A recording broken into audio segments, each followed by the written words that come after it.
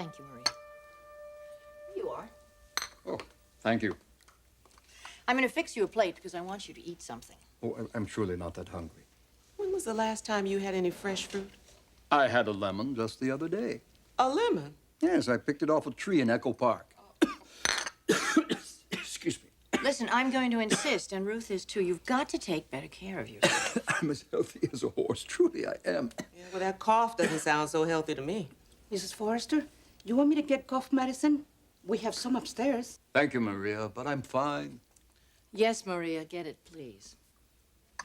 You two are going to be the death of me. Just the opposite. We are going to be the life of you. Ruthie, we never used to argue like this. Well, you better get used to it, mister. Because now, I am off the street. And I'm not going to stop until you are too. She's right, you know. My two dearest friends. I was just thinking exactly the same thing. Isn't it something? How we came into each other's lives. It's really so strange and yet so wonderful. You're the prime mover behind it, Stephanie. Oh, that's nonsense. I think you're forgetting who saved who. You came into my life. I was desperate, you know, and alone. It was a cooperative venture, Stephanie. Adam and I were floundering. You wandered into our lives and gave us a purpose, a reason to go on. And you showed us what friendship is all about. You must have a very lucky group of friends here in Beverly Hills. No, as a matter of fact, I don't. I guess it's just something you learn as you go along. I have very few friends. I have a lot of acquaintances. But very few friends.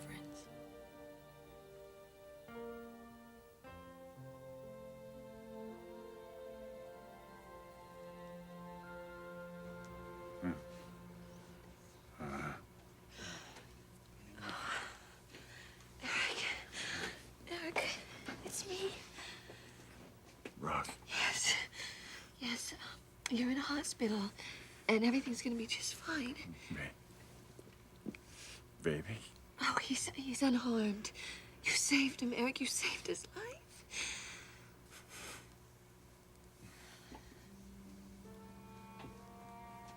You're a hero. That's the only way to describe you. If it wasn't for you, our baby might have been killed.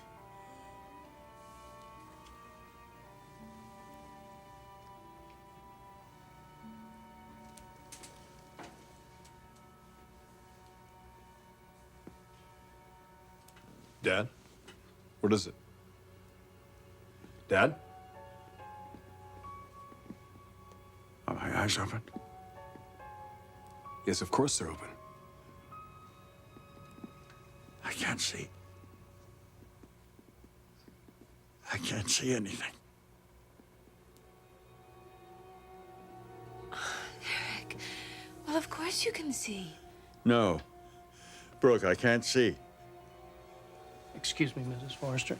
Eric, this is Dr. Payton. Doctor? Yeah. Doctor, what is it? What's the matter? What's wrong with my eyes? Can't you see anything at all? No, I see nothing. What about light? I don't think so. Can you see this? It's okay. If you're doing anything, Doctor, no, I can't see anything. Oh, my God. I have to run a few tests right away. Excuse me.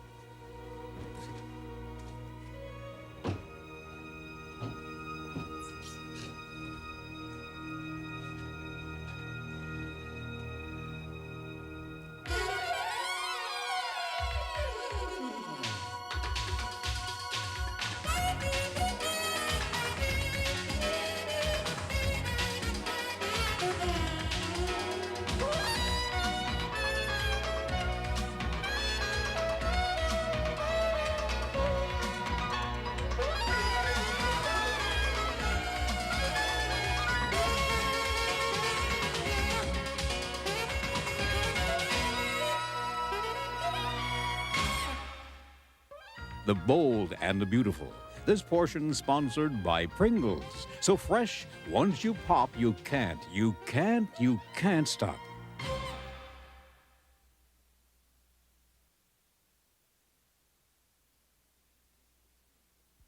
And this one is for congestion. Gracias. Congestión. ¿Habla usted español? Sí, señora. Yo fui el maestro de español. I used to teach Spanish, among other things. I didn't know. It's the wardrobe. Señor. Which is going to change very soon. Ruth Ann won't be happy until I'm modeling clothes for your former husbands. No, I suppose not.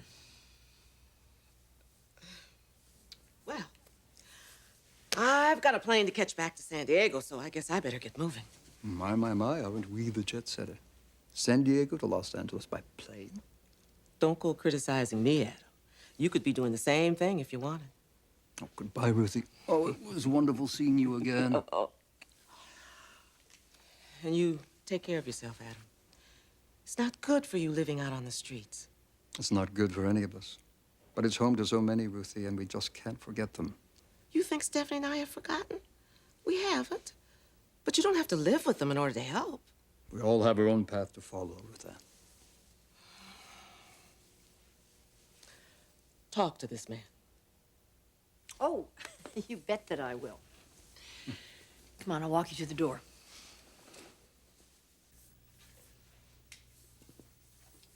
And I promise to keep in touch. I'm going to count on that. I'm so glad to have seen you. Stephanie Forrester, you're like no one else I know. I hope things work out for you. They will. And you, behave. I want you to have a safe flight home. Oh, I will. And tell Mitch I said hello. I will. Bye. Bye, darling. That's one wonderful human being. The best. And she's absolutely right about everything that she said to you. Oh, no, you're not going to start in again, are you? Unless you stay here for a couple of days and let me take care of you, you bet I will. You'd truly like me to spend some time here with you? It would mean a great deal to me.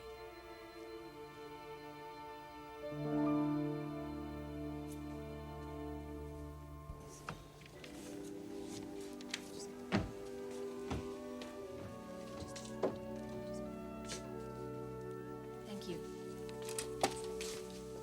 Rich? Taylor. What are you doing here? It's Dad, eh? Oh, no, what happened? Oh, little Eric was trying to climb up on a display case at the condo. Things started to tip over. Fortunately, Dad saw it and dashed across the room, pushed the baby out of the way, but the case did fall on Dad. Is he okay? He's got a concussion and he's cut up pretty bad. Is he conscious? Yes. Well, that's positive. The doctor had told me that he'd be okay. Who is this doctor? Dr. Payton. I know him. He's very, very good. Well, Dad's gonna need a good one. Because he has another problem now. He can't see.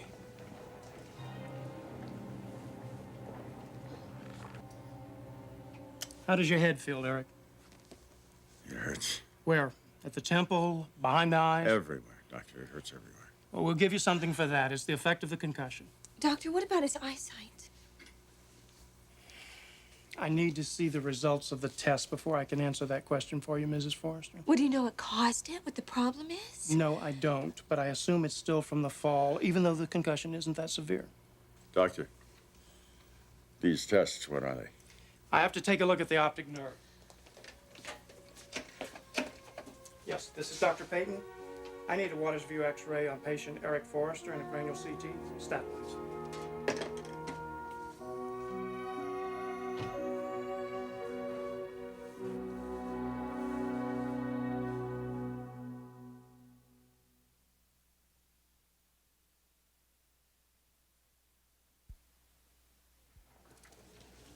Ridge, eyesight loss can be temporary. Yes, that's what I'm hoping.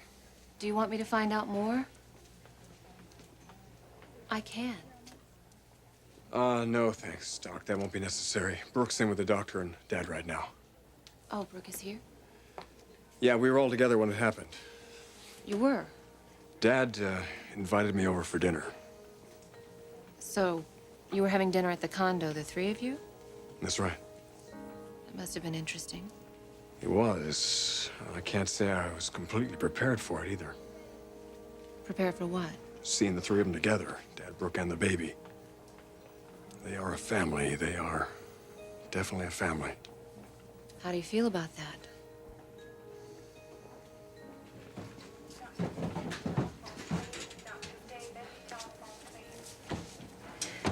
Where are they taking it? Down to get x-rayed. What about the vision? Well, Dr. Peyton said he should know more after. Brooke, I am so sorry to hear about your husband. Thank you. What are you doing here? I have several patients here who are hospitalized. Well, maybe you ought to check on them. Ridge, it was good to see you. I hope that Eric will be all right.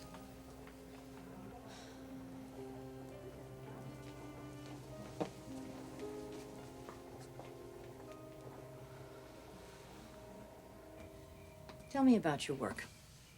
I told you about my work. I want to hear about you. No, I want to understand why you're living in the alley by choice. It isn't the worst existence. It's a Stephanie. horrible existence.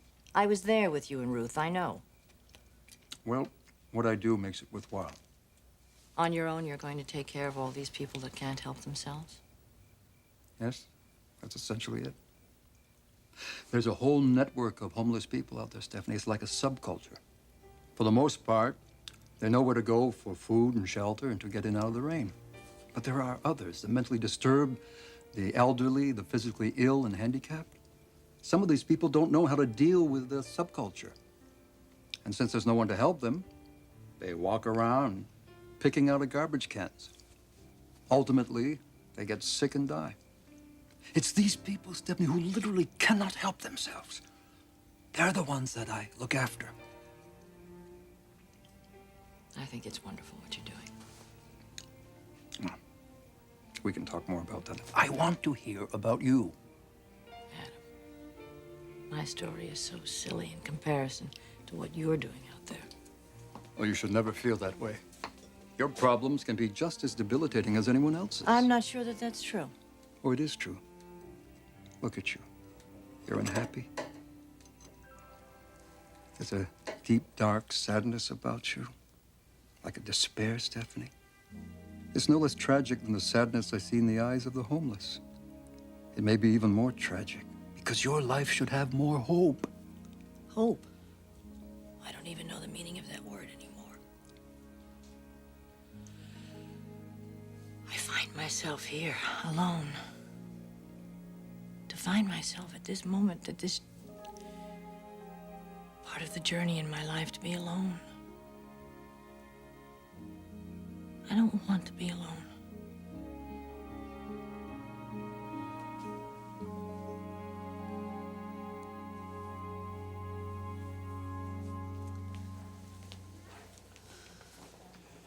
Did Dr. Peyton say how long they'd have Dad an x-ray?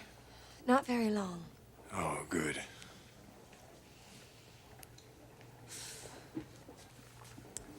I'm sorry, Rich. Sorry about what? The way I acted with Taylor, there was really no reason for it. I get so jealous. Sometimes I just hate myself for it.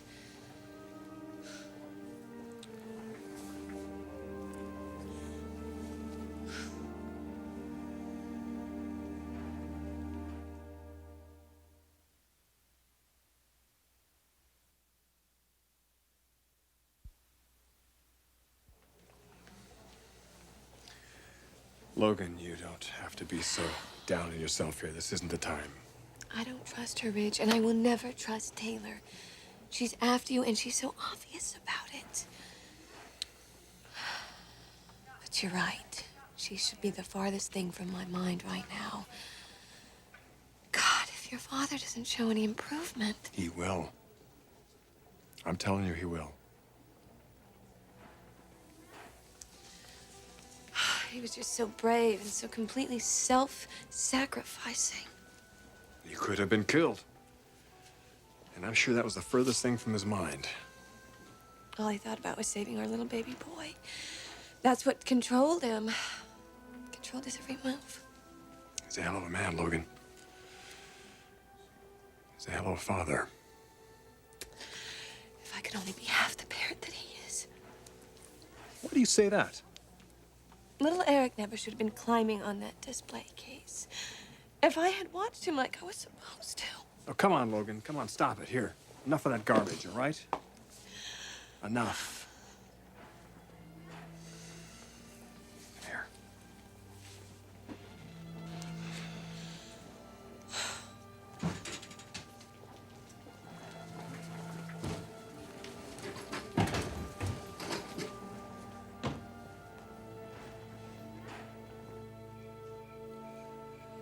You're still very attached to your husband, aren't you?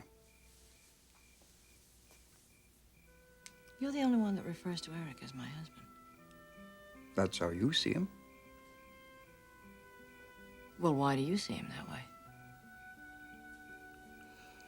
But it helps to remind me of something. What's that? That you're, how shall we say it? That you're not available? I'm divorced.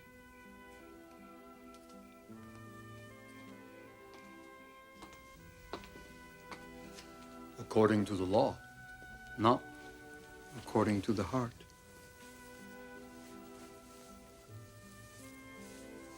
But the man that I love loves another. Still, I can't imagine a woman like you having no friends or confidants. I mean, you have so much to give to the world, Stephanie. You know, Adam, I think it's very hard to give when you've been in the state of mind that I've been in for so long.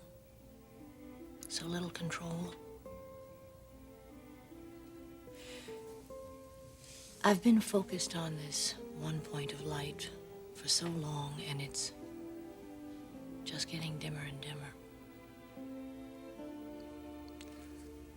What would happen if you just let it flicker and go out?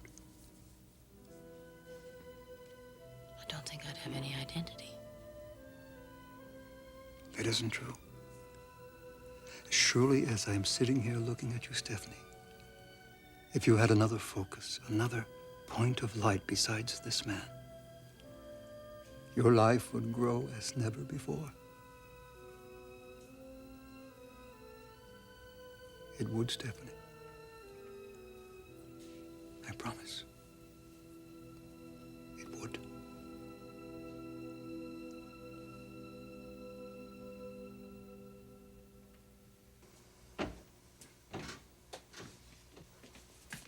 How is he, Doctor? About the same. I gave him something for the headache, so he's slightly sedated now. What about his vision? He still isn't responsive. He can't see anything. No. What about the x-rays? Didn't they reveal anything? Well, apparently there's been some damage to the optic nerve. Oh, my God, The optic no. nerve, what does that mean? That could be very serious. Well, it can be, Mrs. Forrester. But not necessarily. I mean, Right. he's going to be able to see, right? Well, that's my hope and my assumption. Your assumption? You can't say for sure? Well, right now we need some more time. Perhaps by morning I can give you something more conclusive. If you'll excuse me, though, I really have to see another patient now.